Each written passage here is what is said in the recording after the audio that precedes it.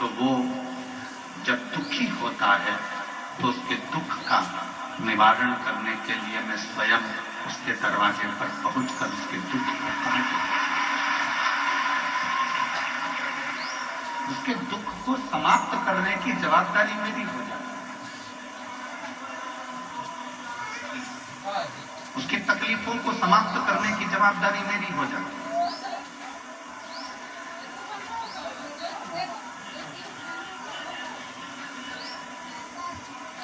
और मेरा तू ही तो हमदर्द है जिसे हर दर्द कहता हूँ। मेरा तू ही तो हमदर्द है जिसे हर दर्द कहता हूँ। दुनिया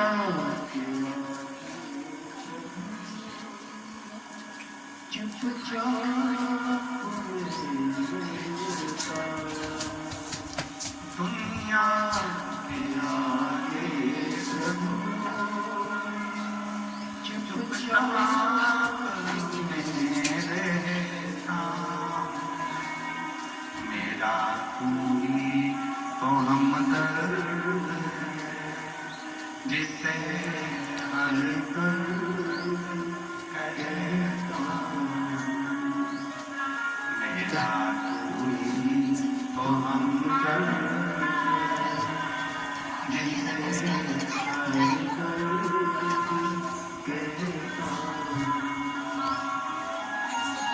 शिव से कहीं ऐसी कोई बात नहीं है जो तुम्हारी कट जाए।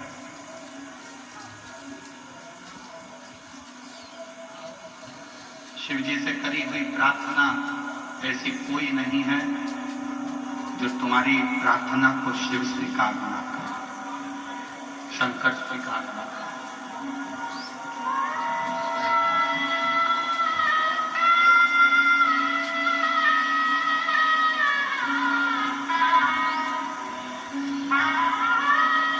क्या चल रहा है अभी प्रयागराज में? 1 महीने का क्या चल रहा है? इसको कुंभ नहीं कहेंगे, इसको कहेंगे माघ मेला।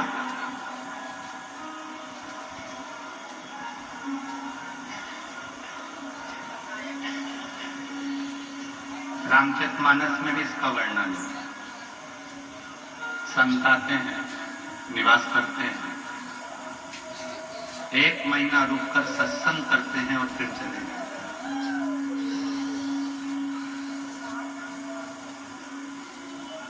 आप क्या करने आए?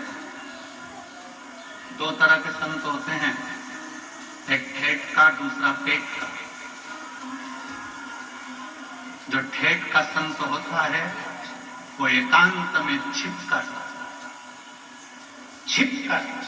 भगवान का भजन करता है, और जो पेट का संत होता है वो छपाकर खाकर अपना गुणगान करता है। 2 तरह का।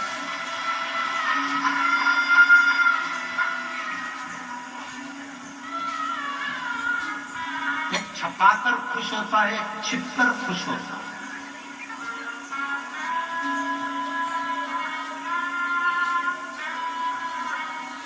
ठेठ का जो संत होता है, जो ठेठ का संत है, वो एकांत में बैठेगा, एकांत में भोजन करेगा, एकांत में भजन करेगा, एकांत में भगवान की भक्ति करेगा।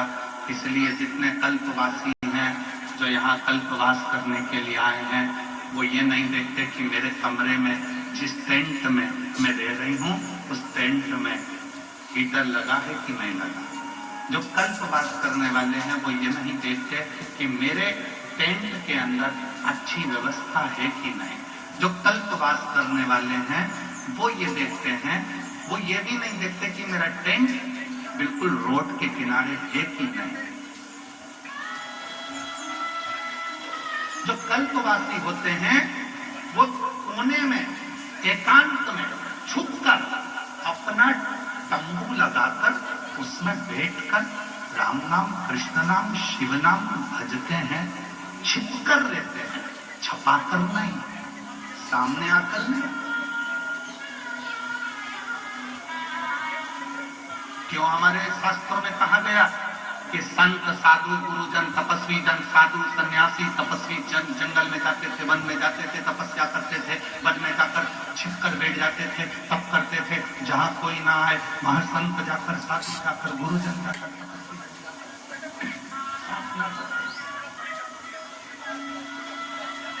तप करते थे, साधना करते थे। तो क्या पहले के संत शहर में जाकर तप नहीं कर सकते थे जिससे लोग हमको देखें? क्या पहले के संत शहर में पहुंचकर क्या अपना प्रचार करने का प्रयास नहीं कर सकते थे कि हमको देखें लोग, हम इतनी साधना कर रहे हैं, हम इतना तप कर रहे हैं, हम इतना व्रत कर रहे हैं, लोग हमको देखें, सोशल मीडिया पे डालें, लोग हमको पहचानो? क्या पहले के संत शहर में जाकर तप कर दुनिया को नहीं दिखा सकते थे? पर उनको मालूम है छपाकर सामने आकर यदि भगवान को पाने का प्रयास करूंगा तो मेरा भोले भंडारी कभी नहीं मिलेगा। छिपकर एकांत में बैठकर चुपचाप से जाकर एक लोटा जल चढ़ाकर अपने जीवन को सार्थक कर लूंगा तो मेरा भोले भंडारी मिलेगा।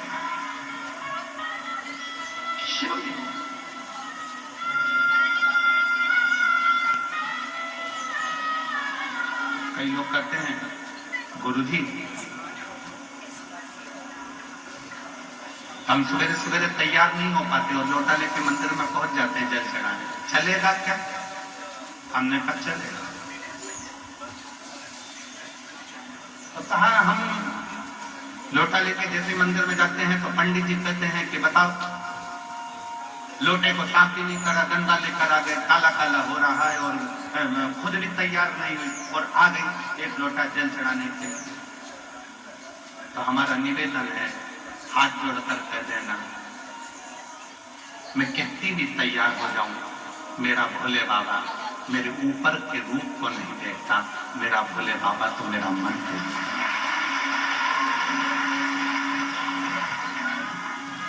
मेरा शिव, मेरा शंकर, मेरा ओघड़दानी कभी ऊपर का रूप देखा ही नहीं।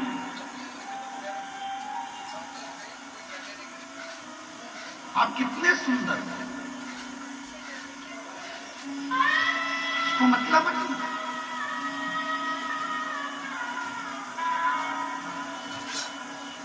वो नहीं देखे।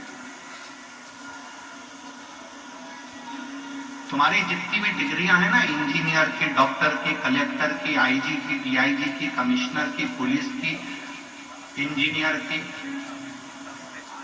तुम्हारी जितनी डिग्रियां, सारी डिग्रियां केवल पृथ्वी पर देखी जाएगी।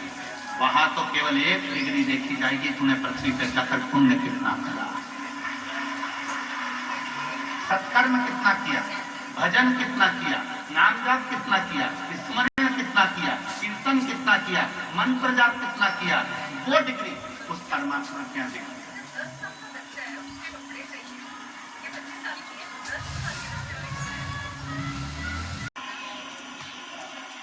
और शिव महापुराण की कथा में बड़ौदा में एक बात कही थी, जिसके परिवार का यदि एक व्यक्ति भी शिव के मंदिर में जाकर यदि एक लोटा जल चढ़ाना प्रारंभ करता है तो उसके जल का फल उसके जितने परिवार में सदस्य हैं सबको प्राप्त होना प्रारंभ।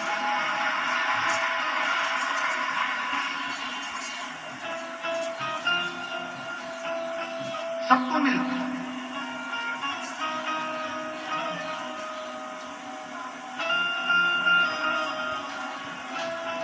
एक मामी जी ने तो अपने भांजे को भेज दिया था, जाओ वो कथा हो रही है प्रयागराज के मेले में पिछले वर्ष। तो बेटा कहता है, मामा भांजा कहता है कि मामी मुझे जो नौकरी चाहिए सरकारी, क्या वो मिल सकती है, क्या वो प्राप्त हो सकती है? मिल जाए, एकत्र है।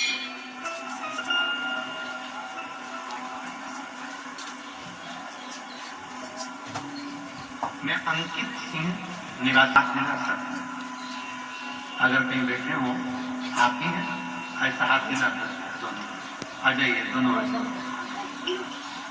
मैं अंकित सिंह, निवासी ग्राम सोमवंशी, खेड़ा, जिला रायबरेली का रहने वाला हूं। गुरुजी,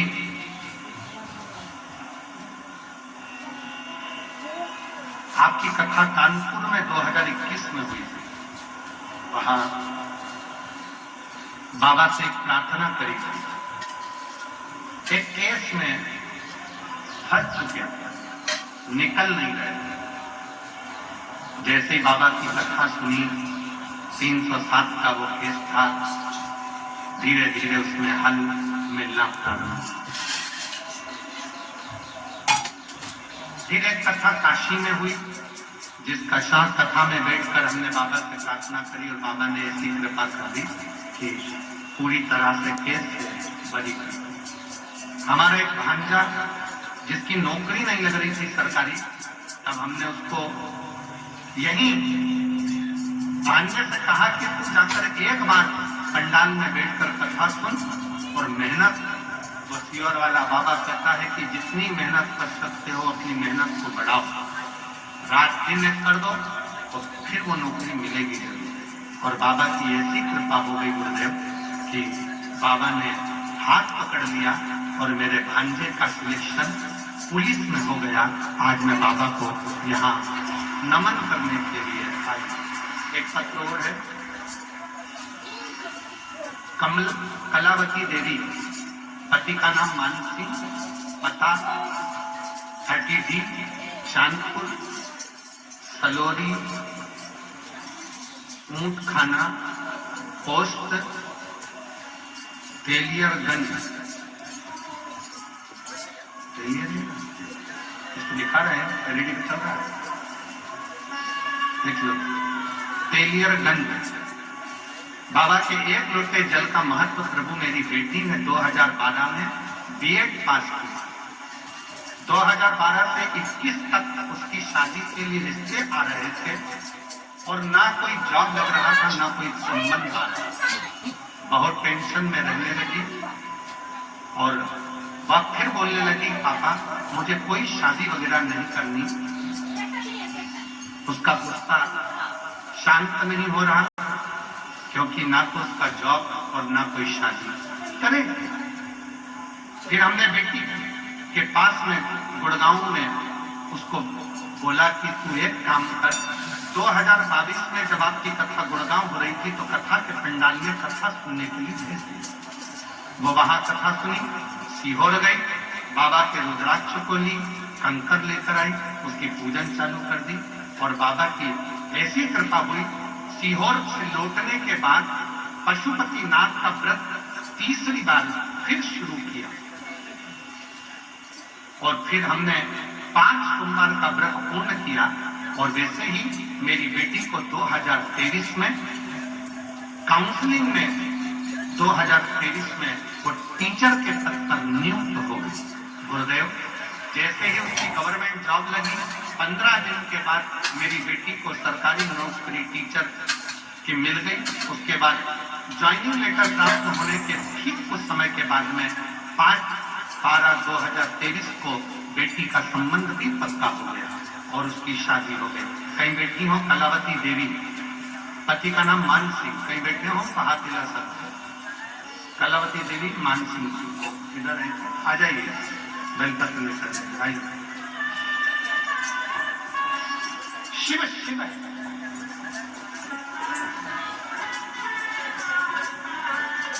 आप जिस कामना से तो त्रिवेणी का संगम, माघ का महीना,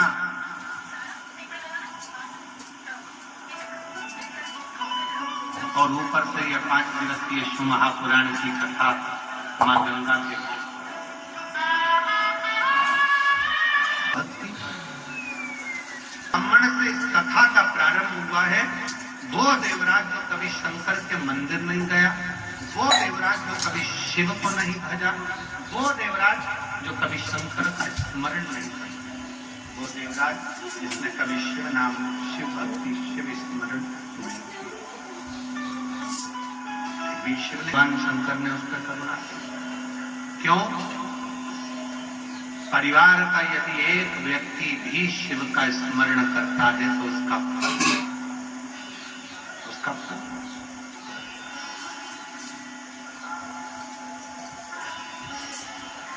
आप लोगों को मालूम है कि नहीं मालूम, हमको नहीं पता। हमारे मध्य प्रदेश में एक नियम था, पुराने समय में जब कोई तीर्थ कर आता था, तो तीर्थ कर जब वो आता था तो उसके चेहरे का दर्शन करने के लिए हमारा पूरा मोहल्ला, पूरा गांव एकत्रित होता था। क्यों?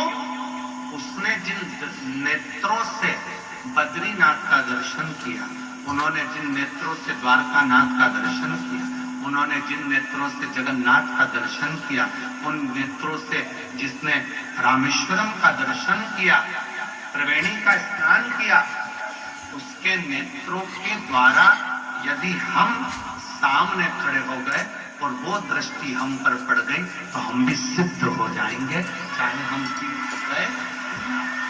इतना फल मेरे बुजुर्ग माता पिता,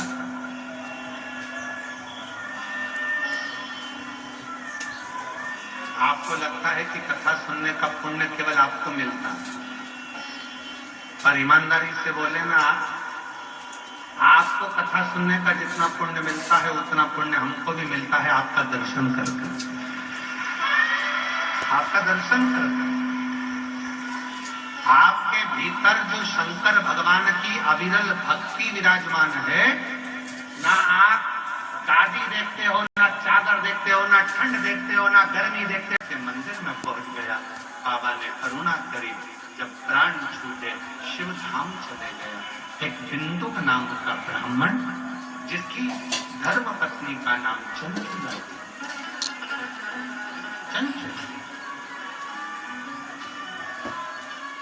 हमारा एक निवेदन पूर्व में भी रहा है, इस कथा